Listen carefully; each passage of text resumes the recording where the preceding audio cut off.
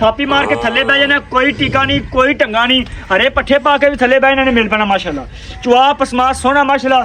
दूजे झोटी है, इन्हें को दुध है 6 किलो पाड़े, 14 लीटर दुध ना करे, 14 लीटर दुध ते छोटी मार के डाले ही पा देनी, पिछा कर देनी है, किराया भी नहीं लेना इंशाल्लाह।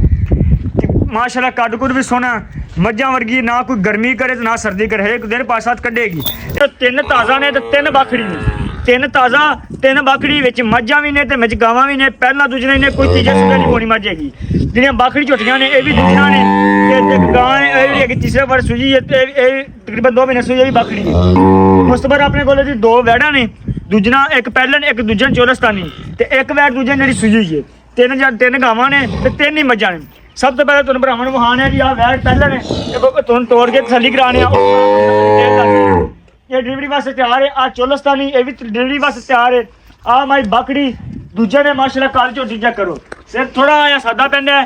इन्हें को दुध है 6 किलो दुध पाड़े ते इन्हें कोले दुध अगर 6 दसिया 6.25 होगा, 6.25 भी ना होगा।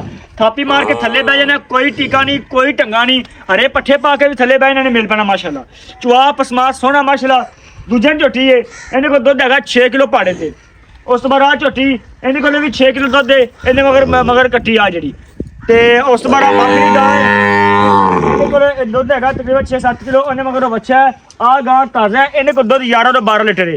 इन्हें मुकम्मल डिटेल देने तुम खाने एक करके। सब तो पहले जी माझे जी गां है, पहले वैड़ है। आ छड्ड माड़ी जी गां नूं जिहड़ा थन है माशाल्लाह बड़ा सोहना मोटा काला थन लगा है। डिलीवरी वास्ते तैयार, दिन कड्ढेगे जे कोई 5 तो 7।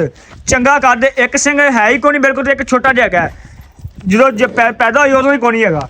लिबास बड़ा सोहना है, अजगर बदर उधर चंगे ने, दिन कड्ढेगी कोई 10 दिन माशाल्लाह पूरे थब्बे मार देगी। तो दुध जिहड़ा माशाल्लाह हैगा ना, ये जी नस्ल है असलों भी गई तो 16-17 लीटर दुध पहलन कर दी जाएगी इंशाल्लाह। चंगा कद काठ है, सही वाल तो वलैतन का क्रॉस है, सही वाल बिल्कुल थोड़ा जिहा क्रॉस है।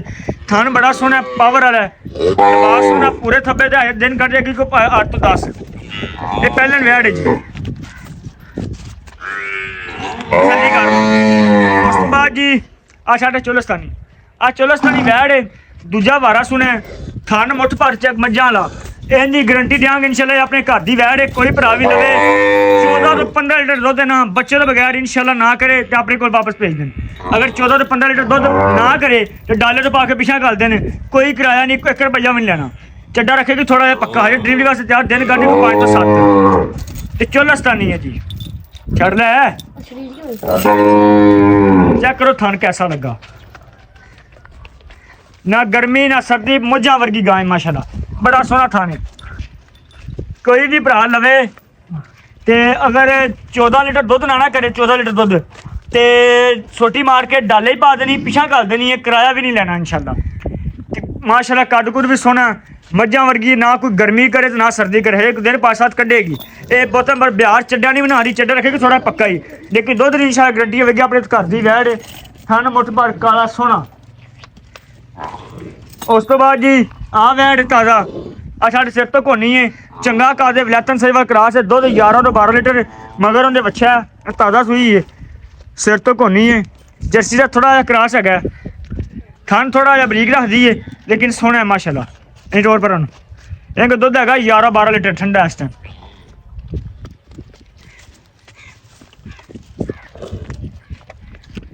कीमत भरावां दस देने एक एक करके सारे की। ओ परला बच्चा जी, अच्छा जी ये ताज़ा सी। उस तो बाद तुहानूं बाखरी विखाने आ दूजे झोटी, सिर दी थोड़ी जी सादी है, अख चिट्टी है, दुध इहदे कोल तकरीबन हैगा इस टाइम 6 किलो दुध पाड़े ते मतलब मिलती। छड्ड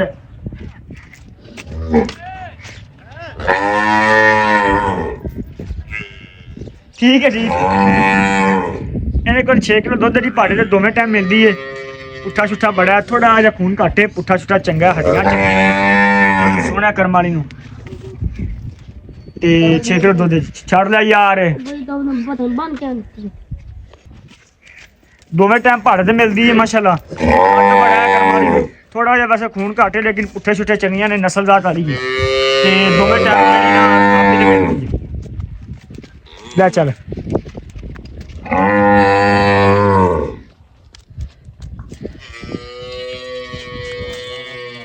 ਉਸ ਤੋਂ ਬਾਅਦ ਆ ਮੱਝ ਇਹਦੇ ਕੋਲ ਦੁੱਧ ਹੈਗਾ 6 ਕਿਲੋ ਤੇ ਮਗਰ ਇਹਨੇ ਕੱਟੀ ਏ ਆ ਜਿਹੜੀ ਤੇ ਦੁੱਧ 6 ਕਿਲੋ ਦੂਜੇ ਝੋਟੀ ਏ ਕਾਨ ਵੇਖ ਲਓ ਬੜਾ ਸੋਹਣਾ ਮਾਸ਼ਾਅੱਲਾ ਛੱਡ ਇਹਨੂੰ ਓਏ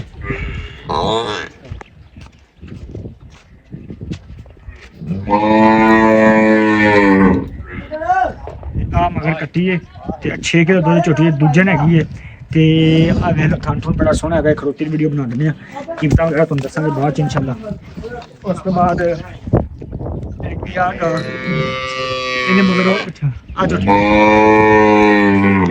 ਆ ਕੱਟੀ ਏ ਆ ਸਾਹਮਣੇ ਆ ਮਾਂ ਝੋਟੀ ਲੈ